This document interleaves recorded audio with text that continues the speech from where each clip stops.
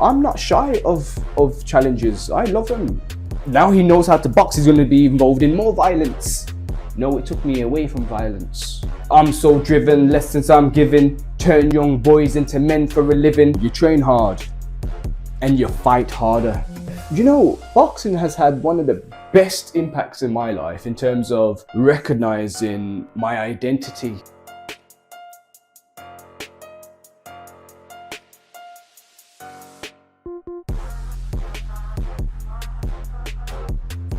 Welcome to the Amateur Boxing Show. This is where we step into the world of amateur boxing and explore not just the sport, but also the incredible journeys behind it. My name is Nico, and the plan is to do this twice a month, where we sit down with an amateur boxer and explore their highs, their lows, their motivation, and what they've learned in the ring and applied to life, and what they've taken from life and applied to in the ring. Today, I am joined by someone who likes to keep himself to himself. It's his way of attracting sincere and real people around him. His boxing journey is an inspiring one, as well as deeply emotional. He was inspired by his mom's dad to get into boxing. And then once he started to box, he had to deal with you know, some really deep emotions of knowing that his granddad is going to pass soon. But despite this, he dug deep and gained, you know, got strength from it and got through it. His name is Gavin. He's 30 years old, and he started boxing when he was 27.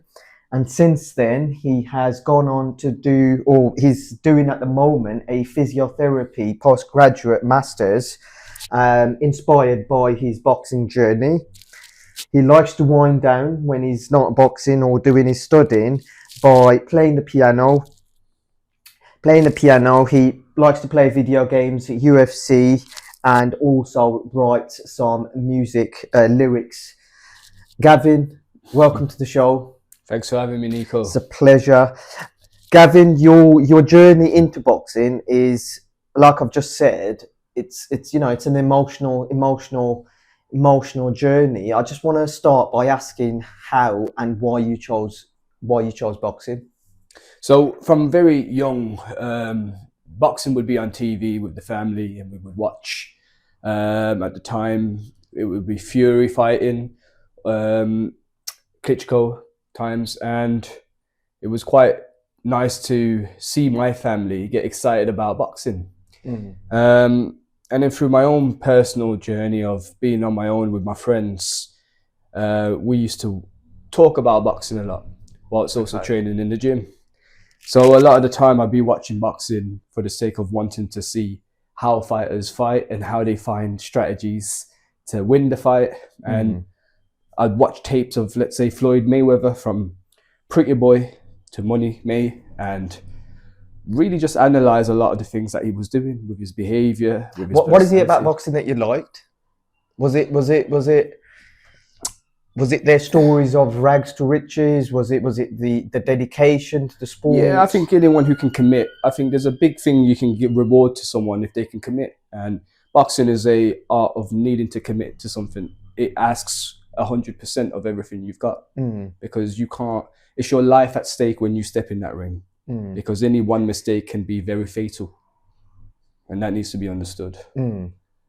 So it was more me understanding how people are able to commit to such a dangerous sport and still make it seem as if it doesn't look dangerous because of their skills. Yeah, that's a very good point.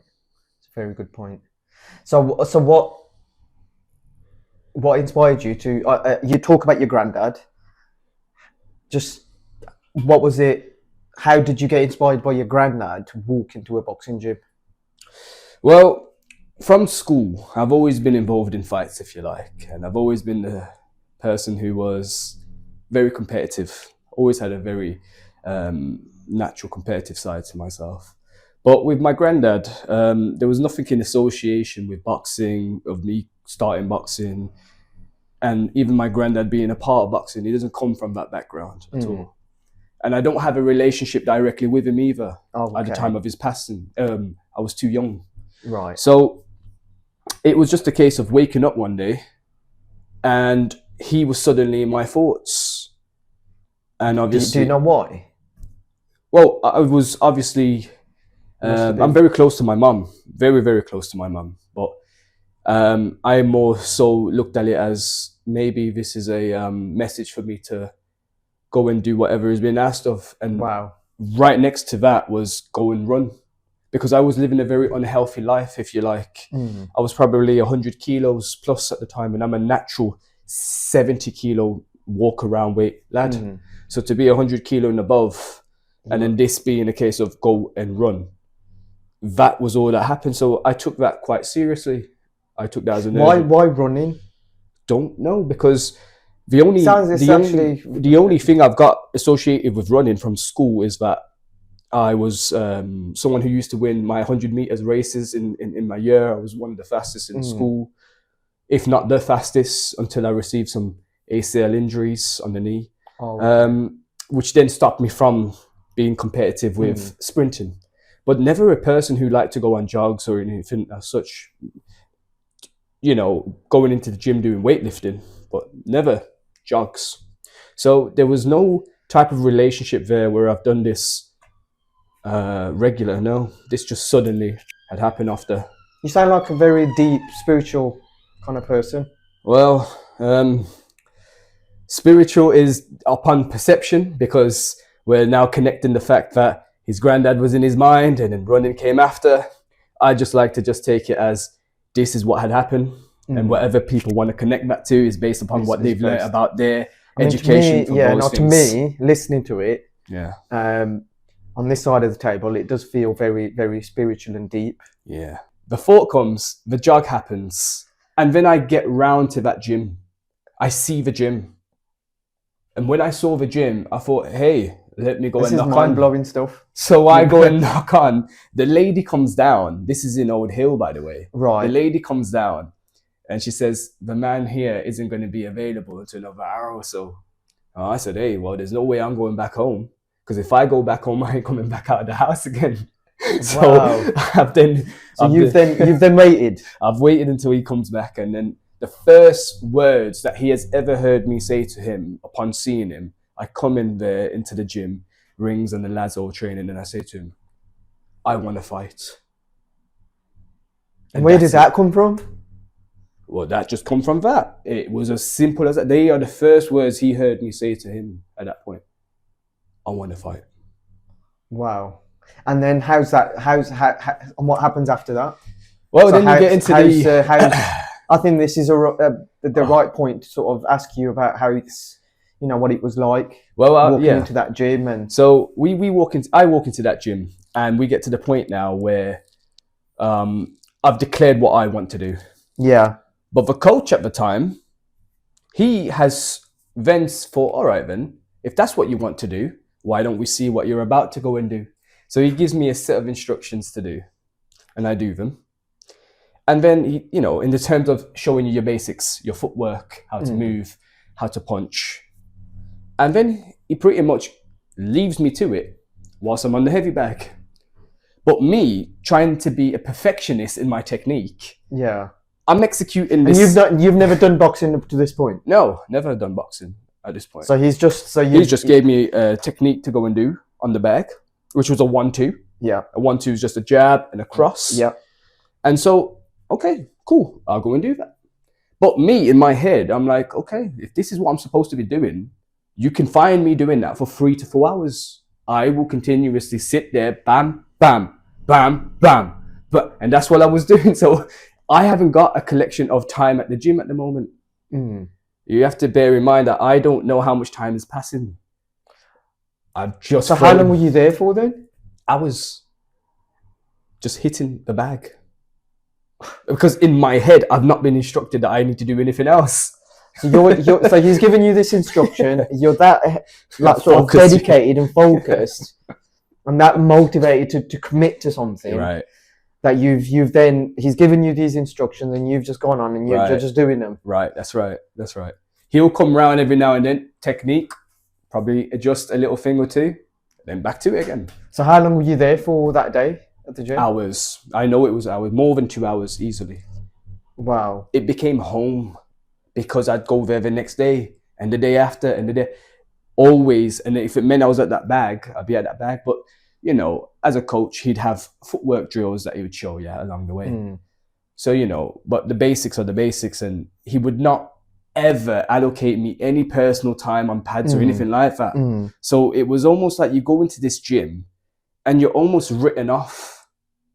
Like, you're almost pushed to the side, as in to say, well, you've come here, we don't know you, but this is what you want to do.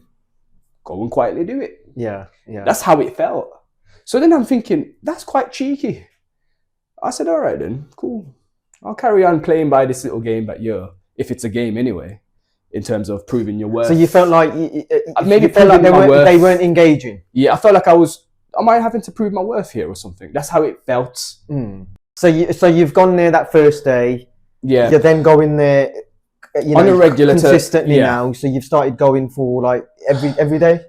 Every day, and then we get to that point where this is the groundbreaking moment. He would say, step into the ring for your first spar, if you like. Right.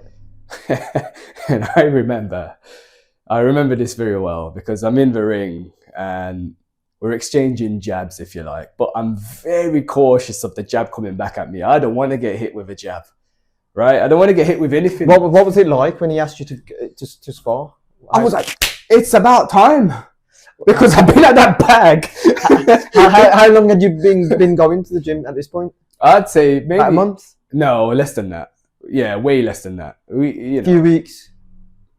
Less than a few weeks, probably because I was spending hours. Remember, if it was a case I was only going for half an hour to an hour, maybe it could extend to a month. But I was there quite a lot. So maybe within the first week or two, this had happened. And it makes me step in there, and I'm like, ooh, am I ready? I must be ready. But then I've got that sense of doubt in myself, like, oh, please don't let myself show myself up here. I don't want to show myself up now. Are you scared?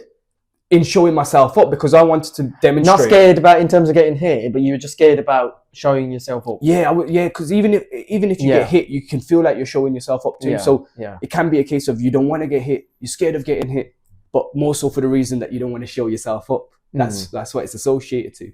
So anyways, I get in there and I remember the first punch lands, like not his first punch, but a punch of his lands.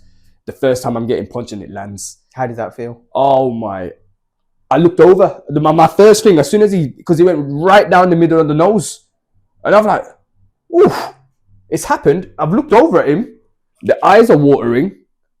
And I'm looking over at the coach and I'm like, yeah, I'm looking at you as in to tell me that it's good to carry on.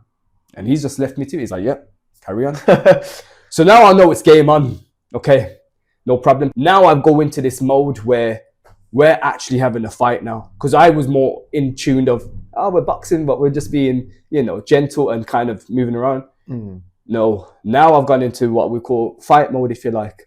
But fight mode, how can you go into it if you've never been trained before? Yeah. So I've got this motion in myself in how I'm moving, and it's looking more Bruce Lee like, if you know what I mean, because this is all happening through the movies you watch, through the boxing you've watched, and I've got this style that I'm using with my hands and my feet, in and out, if you like, and that was a start of boxing for me, because there was so much foundation from just that one little instance that we could finally start working on and building the layers too.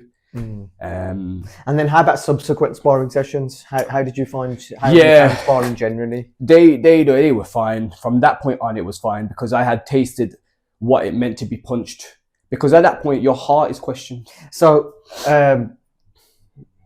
someone that is thinking about sparring, right, or someone that hasn't sparred. Right. I mean, I think you have quite eloquently sort of described what your experience of sparring, but just to really to really sort of describe it to somebody that hasn't sparred. Right. How would you describe sparring to that person?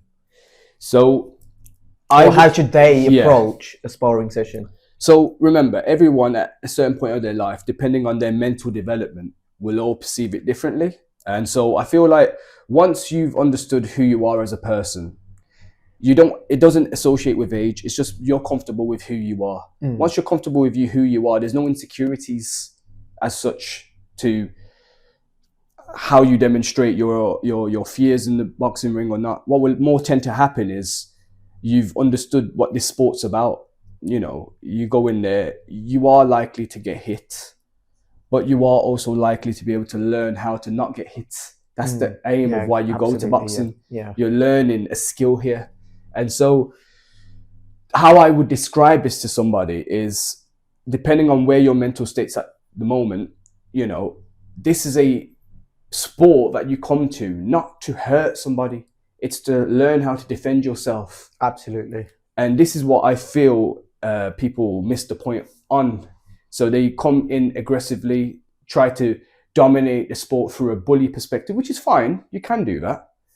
But at the same time, you should never disregard the basics of learning the skill to defend. A lot of people focus on the offensive side of things, but defense, for me especially, has always been a great way to expose somebody. Absolutely. So I always look at boxing as, especially for anyone who wants to start this and go into sparring, the experience is here for you to learn. And the more you try and bully your way in, the less people are going to want to work with you. I had found that because I was so supportive of upbringing one's journey. I've always been like that. Yeah. People love to work with me in the ring.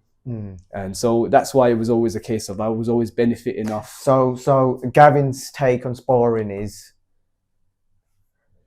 to use it as a learning experience, 100%. and don't go in there thinking that you're going to dominate or be aggressive. Yeah, there's no need for it. Just go in there thinking you're going to learn the art. Learn the art, because, you know, learn the basics. What's the need to have to show your opponent that you can beat them up?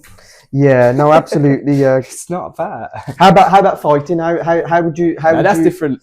How's fighting different to sparring?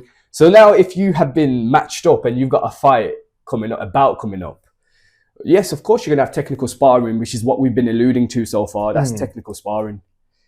But technical sparring doesn't go out the window just because you've got a bout coming up. It just means the technical sparring is intensified. So you're still in a position where you're going to spar to condition yourself. But the idea is that you're taking on more shots than what you would do if it was technical. And what I mean by more shots is the intensity of the punches are a lot harder now in your sparring. And so when that is happening, you can find yourself in a position where if you have skipped the defensive side of things from the start of your program, if you like, it will expose you when you go into sparring, because people are actually trading jabs at you, crosses at you, hooks at you. And if you don't have no defensive element to it, you're going to start to receive some punches more so than you need to. So are you referring to the spars now leading up, just to clarify, to your bout? Yeah. Right, okay. So what I'm saying is it is intensified, and it has to be that way, because the last thing you want to do is go into your actual bout and then it's like, whoa, where did that punch come from? Whoa, I've never felt that before. You don't want to be shocked going into your fight. You want to use your sparring as a way to be conditioning your mindset and your physical way. Train hard, fight easy. Well, there is that concept: train hard, fight easy. I think that's what you're alluding to. But I like the concept, Nico. You train hard, and you fight harder. I tell you why. That's your. Do you know why I live by that, Nico? I'll tell you why. Because in any fight that I've been in, although it felt easier than my sparring, which is what you're alluding to, train hard, fight easy. That is exactly what it's associated to. I always had the mentality, I'm fighting harder. So I was going in there wanting to take my opponent to the absolute maximum that they can handle. Do you know what I mean? The intensity was, it wasn't a case of I'm comfortable, I'm just going to, I wanted to take you down to deep waters. So is that your take on fighting? In terms of the difference between a spar and a fight? Yeah, because how I fight, I would never spar. No way. Oh, okay. Because I would injure my opponents. There you go, guys. It is a total different kind of mindset. Yes. the way you're saying it, the way you're putting it in terms of like, you know, train hard, Yes. fight harder. Yeah. No, that's a Fight nice harder. way of putting it, and a way I've never thought about. No room for complacency in the ring. Put it that way. Exactly. Yeah. Exactly. Tell me about the impact boxing's had on your life. You know, boxing has had one of the best impacts in my life in terms of recognizing my identity. It's never that I had an identity crisis anyway. I've always been who I am, and I'm always proud. You've had that self-assurance. I've never needed anybody to validate who I am, ever. Because what I do for my family and who I am as a man will always be me to the end of time. So I don't need a friend or a girlfriend or anybody to showcase to me that, no, but you must be a bit like this and you must be a bit like that, or impress me by doing this. No. So what boxing did when that came together with me as a person, it brought discipline, an area of myself which I would be lacking, in the sense of what it means to turn up and be passionate about what you do, and then being able to return up and do the same thing over and over again, and pushing yourself past the limit. Did you not have that discipline before then, I take it? Because I know you said you were living. No, how can you have that discipline when you're somebody who, yes, you said you were 100 kgs. Yeah, but so at the time, 100 kg, but let's say I'm 27, 100 kilos. So what happened before 27? So, you know, all those years leading up to where I am, when I'm declaring to you, I'm this man where I don't need the validation of anybody. Well, that can sometimes be a detriment, like, because now when we talk about discipline, well, who's going to tell me anything right now if I don't need the validation of other people? Right? Yeah. So now you're kind of stuck in this idea of, well, you think you've got it all sussed out. And boxing was that kick up the arse sometimes that you need to showcase to you, well, you haven't pushed yourself past your limit just yet. There's another limit, and there's another limit. And your discipline is within yourself in being able to say. So you had a mind shift. Yeah. So you had like a test. It's like a reawakening, isn't it? You're at this stage in life where you think you're getting tested. I don't need any validation. I know who I am. Yeah. I don't need external. No, you don't. Factors. Yeah. Shaping who I am as a person. Right. That's right. You discover boxing, and then it's like, actually, hang on. I would never have this level of discipline or consistency had this not come into my life. That's right. And that's what got you to then reevaluate and in a way, it humbled you. Yes. Would that be the right word to use? Absolutely. Because you can always learn. And this is why I always say to you, as much as of a good person I was to the world throughout my upbringing, throughout my time up till now, boxing allowed me to enhance that further. So boxing has never brought to me any type of way that would be put me in a bad position. So, for example, fighting. You won't find me fighting outside. You would have thought, now he knows how to box, he's going to be involved in more violence. No, it took me away from violence. It made me understand, if I am able to let anybody... But that's the stereotype people have of boxing. Yeah, they do. And martial arts in general. Families do. Yeah, but whereas as combat sports people, yes, you actually find that you get that sense of confidence that if you do get an idiot trying to put it on you, you'd be like, do you know what? You're actually looking out for him because you know the damage you can do. That's right. So it kind of gives you that, again, it comes back to discipline, doesn't it? And it also doesn't let you be involved in those circumstances and environments. Absolutely. I used to be enjoying outdoor environments and whatnot, and I know I used to get involved in whatever, but since I had boxing involved in my life, I don't place myself in those situations anymore because I know what's outside there and I know what I'm like. So let's not get that into a mix up, because then it ends up being very fatal, and I don't want to be involved in that. I would much rather enjoy my little space. So boxing, in some case, when we're talking about what it's done impactful wise, it's kept me disciplined in that sense, and it's allowed me then to showcase this ability of mine in being able to develop people further. That is what I found boxing did for me. Okay. Develop people and enhance myself. Right. Okay. So we've talked about the mental side of the impact of boxing. Tell me a little bit more about, or tell me about the practical side of the impact. So in terms of, like, you've kind of mentioned, discipline in terms of, out there, in certain environments. I suppose that's like a practical impact. Have you got any other examples like that you can share in terms of impact? So impact from a practical point of view, are you saying? Yeah. Am I making sense? Sort of. I Because mean, you've also mentioned, the fact it's helped you to help others. right. Again, I would categorize that as like another practical impact. Right. Okay. So can you like think of anything else you want to? yeah. So as I said to you, when I saw the coach, the first thing was I want to fight. What started to happen because of the way I am as a person, and as I said to you, it enhanced these personal traits I already had. I found myself being able to coach people through their own journeys too, because in boxing, when you know someone in the team's got a fight coming up, you as a friend would want to help them be at the best of their ability. So you end up becoming... We all do it all the time. We all do it. This is what it means about... That's why it's such a special feeling that when you're in a gym, you are all honoured by the fact of you're up next. Okay, before you're up though, we're going to train. We're going to make sure you're disciplined and you're hardworking.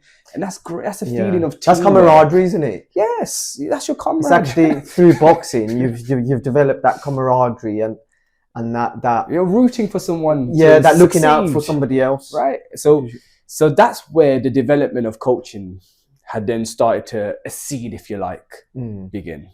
Right. Okay. We won't go into coaching this time, but we save that for another time. That's the practical side. Yeah. No, absolutely. Yeah. No, I get that. I had that in terms of like, you've kind of touched on what boxing's taught you about yourself, which I thought was really, really interesting. How about achievements in boxing as a boxer? What have you achieved? Right. So my first fight that I had put me in a situation where it wasn't in front of 50 people or 100 people. I was fighting in front of thousands. Mm-hmm. And that for me is one of my proudest achievements, because through that, I was able to, see how much my profile as a person would sell to an audience. And through that, it was about 100 plus. So to know that those things had happened just through my first fight, that in itself, that achievement allowed me to then have the motivation, if you like, to continue and be more determined, to then follow up with being able to go into competitions and outperform against my opponents. One of my proudest ones will always be the first fight, though, because first fight is always special. Yeah, it's a proud achievement to step out there, to not know who you're matched up with, to not know what's about to take place, to know this is the first time in life everything's going to be tested, everything you've done. And also, is this the point where you're dealing with the imminent loss of knowing that your granddad's going to pass? Is this right. Are we talking about the same period? So we're talking about the same moment. So this is why this achievement of mine, because there's so many things happening in this process. Remember, before we get to the point of him passing, we've already got the point of the family being aware I'm about to have a fight. Right. See, no one really talks about what it means when the family is finding out that you're about to have a fight, because your family could be the reason why you can't perform properly. Regardless if they are not supportive of it or if they are supportive of it.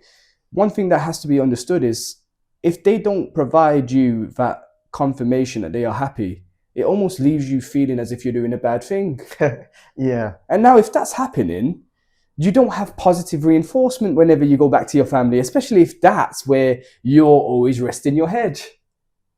But what was one of the most amazing things for me is when I took this boxing journey on, I wasn't going to be in a place where when I come back home, I'm receiving that type of reinforcement. So whether my family want me to fight or not, you have to, I think as a fighter, separate yourself from there and go into your own little box. Because your mom may never want you to fight and she may never provide that, okay, go ahead and do it, son. Your brothers may be the same, your sister may be the same, your father might be the same. No one will probably give you the green light for it. And if you keep coming back home to that, that's poison. Okay. Because they're trying to be cautious for you. They want to look out for you. They think you don't need to do that. Yeah. But you can't go home to that, because that means everything you're doing outside. So how did you deal with all of this? And then So I had trained? to separate myself from there and go in a square box, live in that square box. Because now it's only me and my thoughts. I like that place very well. Right. Because remember, what did I tell you at the start? I don't take validation of others, but I know how it impacts you. So that's why I'd rather be away from it then. Yeah. So if you want to tune in, you can tune in. If you don't, you don't. But I don't need to tell you to come. I'm just letting you know this is what's here. So I don't have to come back home to it to hear your complaints. I don't have to come back home to hear you spoken about family members about this and stuff. Yeah, I'm gonna come to just the family side of things, but I can see why. I can see, and I'm sure the viewers can as well. The level of achievement. Yeah, because then you move from that having that happening to then hearing your granddad's passing, and this is a father figure to me. Yeah. Right. Yeah. So must have been hard. Yeah. Well, this is very hard because I'm. Probably now, I have only developed my father figure relationship with him as of probably 2 years before that. So it's not like I had it throughout. Right. Okay. Do you get what I mean? So I'm like, no, the one person I finally let in is about to go. Yeah. No, and I'm like, that's my good friend though. Whenever I'm on the phone to him, we're chopping it up and enjoying conversations and having a great laugh. But to now know that friend's gone, I'm like, ooh. That's a blow that I don't want to have. Did you use that as motivation? Oh man, there was no one beating me in a plank. As soon as I'm in that plank, remember, I'm coming down in weight. I remember we must be about 87 kilos or 86, and I now need to get to 70 for this fight. And I have to do this within 8 weeks or so. So we're looking at 14 kilos to chop off. And I remember being at the gym and all the lads are fit. And I'm in my head, I'm like, okay, I'm going to crack now because I'm in the prank. And next thing you know, my granddad in my head. No, if I drop right now, I've let my granddad down. That's exactly what I'm doing in my head. He's not passed, by the way. I'm just So the great thing for me is he managed to see that I had that fight online, because this was open for everyone to watch as well. This wasn't just a fight that you have to come to. It was an arena. So it was streamed. So bearing in mind, my granddad's from Mauritius, so he was able to watch it. A lot of the family were able to watch this through the streams, and it was amazing. So that's why it's the biggest achievement of mine. No, I'll because get that. And, you're overcoming so many obstacles in that. People are rooting for you to fail. Yeah, remember that? I can imagine. Yeah, that deserves a pat on the back. Talking about family, and you kind of went into some detail just there, but just to clarify in my own mind. So you're having this fight. Your granddad is passing. Right. You get this feeling that I don't get. I suppose feeling isn't the right word, but you know your family doesn't want you to be doing this. That's right. Because it's not like you're playing football or cricket. It's boxing. Yeah. And especially moms. I've had a few guests on here on the show, and their moms are they don't go to their shows, and just generally moms just don't like seeing their son or daughter getting boxing. That's right. So you've got all of that going on, and then so how did you said you siloed yourself, you kind of kept yourself to yourself at that point. You stay in that room by yourself. Yeah. So how did you just tell us more about just that. To give you an understanding that when you're in this box by yourself, you still need outlets to support your living and what you're doing. So I was already starting my master's degree at that point. So I was in the start of my master's degree as a physio. And from that point on, I was also having to cut the weight. So these things were more so on my mind than any of the other stuff. It was more... Right, okay, so you just focused on... You just focused on what was at hand. That's right. To worrying about... Yeah. As opposed to worrying about, my family's... But I could have been focused on my family if I was going back home to them. Does that make sense? Yeah. Which is why I had to take that away. Right. And Did you move out of? Yeah, did you move get out out. for that reason? No, because at Or the were same you time, my master's degree was a program happening. I didn't have to live away. So technically, I didn't have to go, but I wanted to go. However, I can't say I chose to leave my house to go pursue a life in boxing. It wasn't like that. Right. I would be lying if I said that. It was just that at that point, It just felt right. well, I had a girl that I was seeing, you know, for me, anyone who I see, if you're my other half, that's marriage for me. I take you very seriously. So we had just broken up in December. Right. So we had broken up and I didn't think to myself, go and get her back. If you've told me you want to go, I'll let you go and we'll let it be.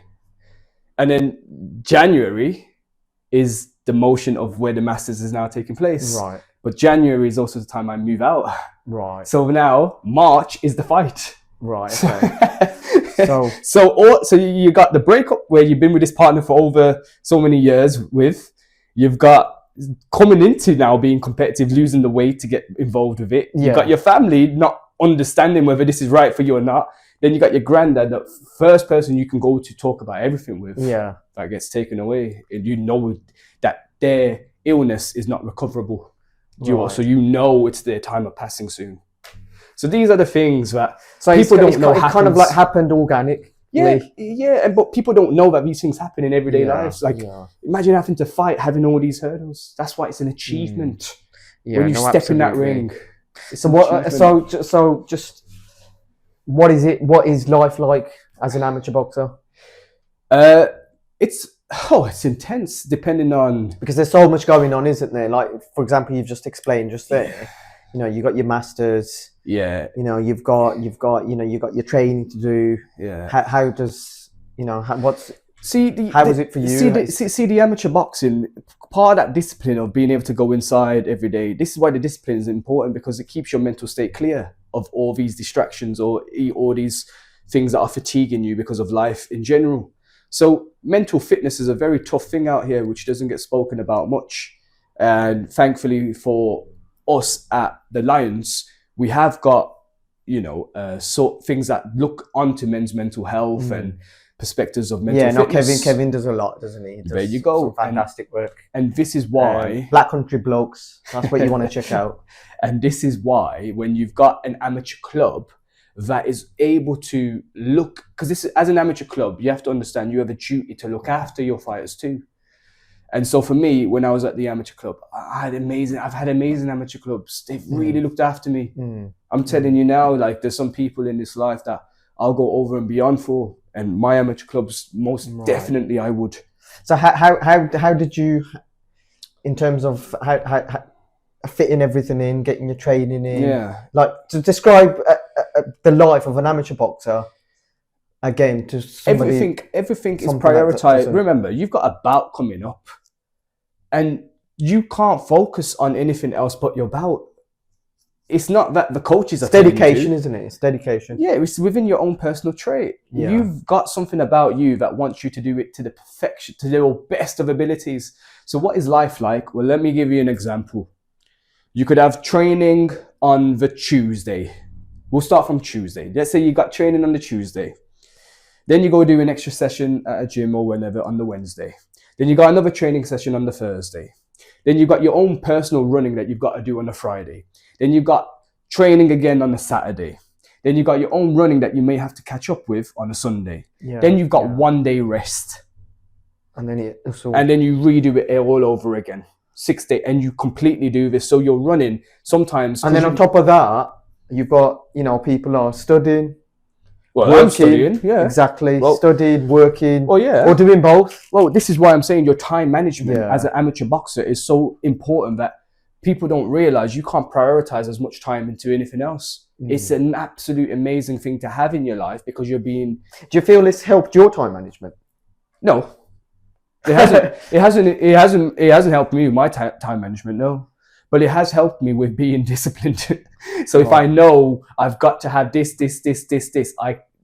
I can organize it quite well. But is discipline not time management? Yes, but... Or it can be, can't it?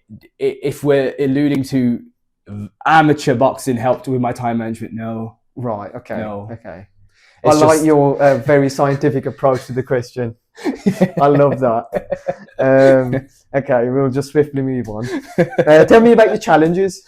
And again, you have touched, we've covered. There's been a few, we've covered quite a few, but I've had something we haven't touched on. Well, I've had some serious challenges in life when it comes to losing important people to me, or not being in contact with people who are close to me. I've had challenges where I've had to live completely on my own and feel isolated. I've had challenges where, because you've taken yourself to a different part of the city, there's no one there that you've got a relationship with that you can hang around with. Talk about a different part of the city. Yes. That track that you sent me. Oh yes, music. I love that. I absolutely love that. Is there any lyrics from there or from any music lyrics related to boxing that you can share with us now? Yes. Put me in a new town, show you what my hand's worth. Welcome to Brum, we take it to any turf. Nervous in my company, really trying to figure me. Energy can't be matched if they're doubting me. Now they're not shouting me, you know the ends, no amends. If your progress better than them. Seeing differences, hearing rumours on the surfaces. Differences, I'm the realist since the earliest. I'm so driven, lessons I'm giving. Turn young boys into men for a living. PTSD when the feds them are knocking. Even though I do physio for a living. Boxing's my halo, fighting off these curses. Same time I may throw a body where the church is.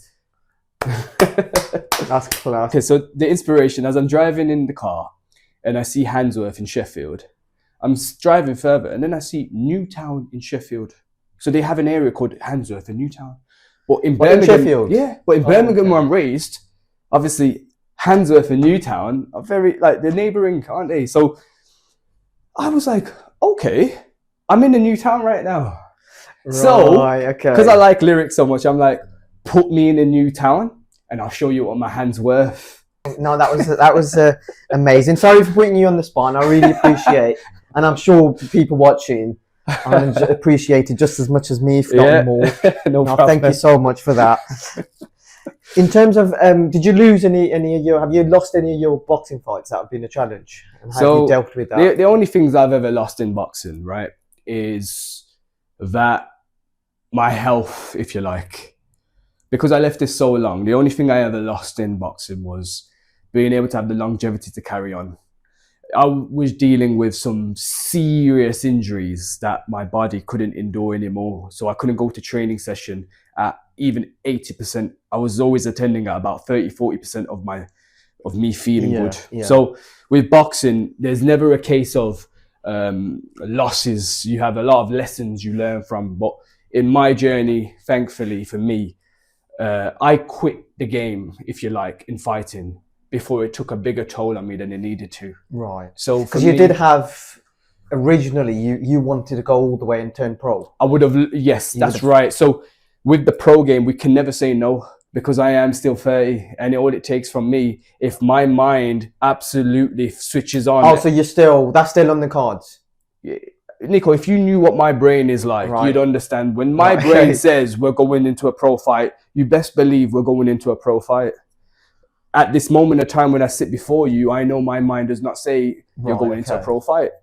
So you've got like an open-ended approach to it? Most definitely, because no one can tell me I can't do a pro fight. Yeah. Nobody could ever say that to me. And you haven't decided? Well, I've decided it will be open until I know I can't do it, until it's not realistic. So how have you dealt with, the injury side? Yes, how have you dealt with that? So it's great you touch on that, which is obviously at the start in the intro where you alluded to, choosing physiotherapy, how that was inspired through boxing. Correct. How has boxing impacted me? Well, my career choices in life has been came from where, I started with. So physiotherapy, being involved in teaching myself with the educational aspects of what the research shows out there, what works, what doesn't work. I was able to then kind of provide myself the best self-care, if you like, to get me through these injuries at the time I had fights. I was a man who... And that was through the physiotherapy education you were getting? That's right.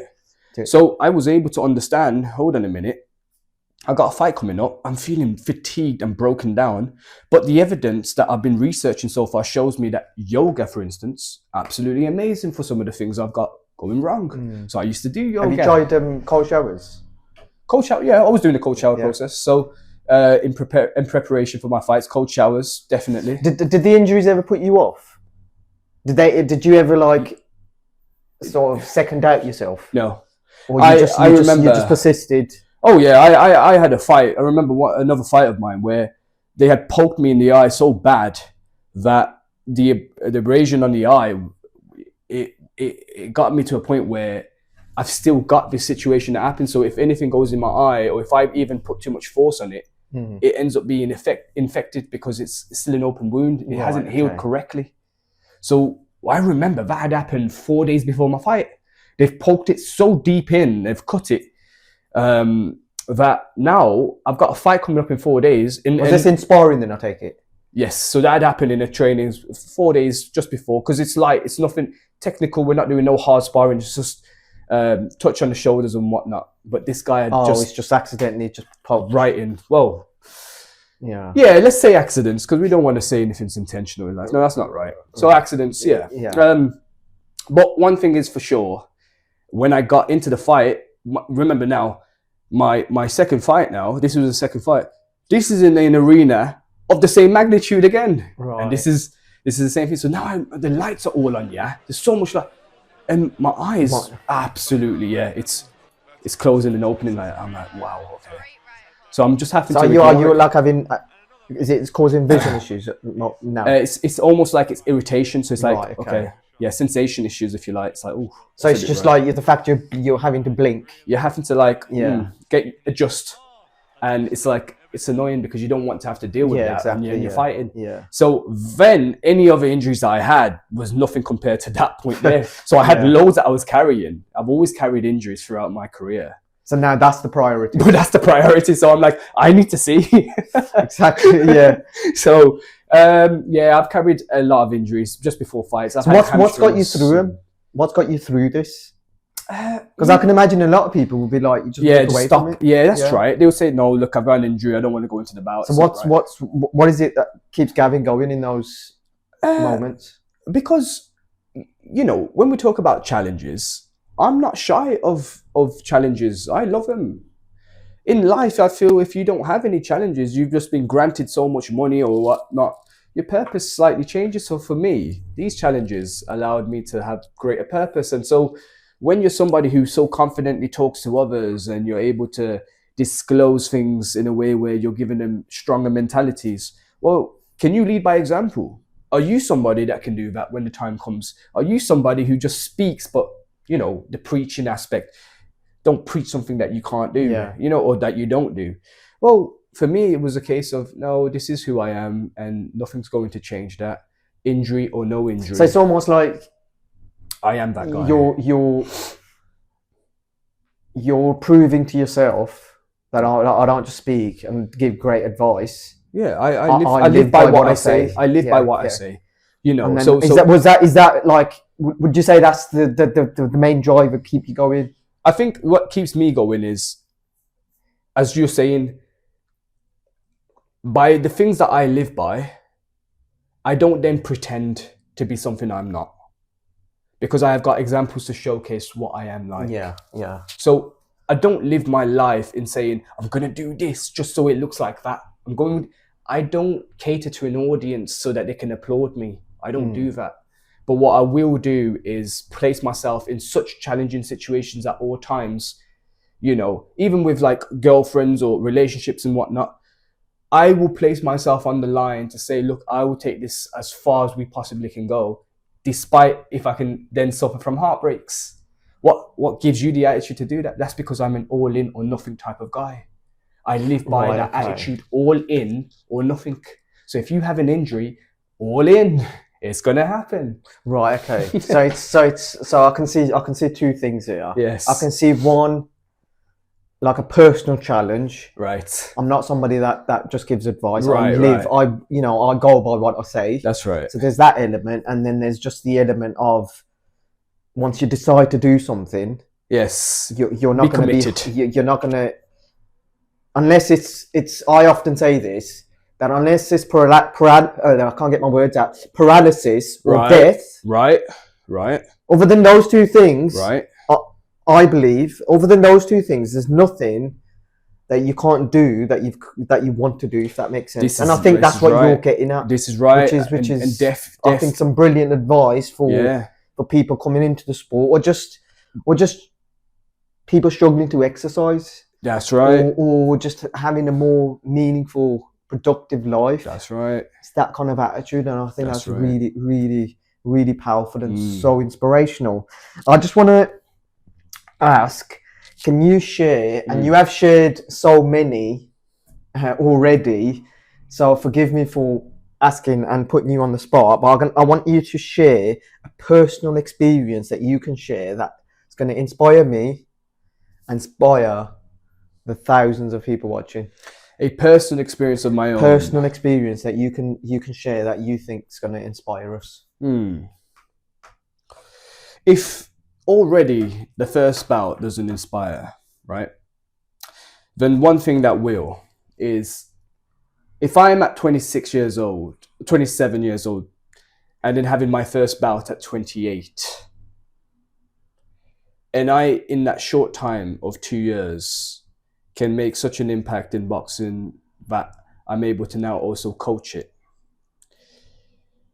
I never ever thought that when I started this, that I would be where it is today. And the most inspiring thing you can take from any journey that you ever do is that you're not supposed to be able to see where it takes you. You're just supposed to be committed at what it is you do. And commitment in itself, as you understand by me and the laws I go by, if you give 100% commitment to something you truly want, there's no reason why you won't get what it brings you. Whether it's going to be a bunch of accolades or not, you're going to see within that personal journey that you had overcome so many barriers and hurdles and challenges that it made you become a new person in who you are and what you represent. And by having that, you are able to then cater towards other people and support them. So by doing something and putting yourself in a place where you're doing it for yourself and you're developing yourself, you'll see what development and self-development occurs through that journey, that you're able to then teach it up onto others. Wow. What a way to end it. Yes. Thank you so much, Gavin. I found that so engaging. Yes. And motivational. So thank you so much. It's one of those lines, Nico. Live life for yourself, not for the expectations of somebody else. I could not have put it any better. Thank you so much. I'm sure you've enjoyed that just as much as I have. So please share, leave a comment and subscribe. Next time we'll have another amateur boxer sharing their incredible personal journey. Until then, don't forget to keep your hands up, keep your shape and stay balanced and be ready for whatever life throws your way. Thank you for watching and goodbye.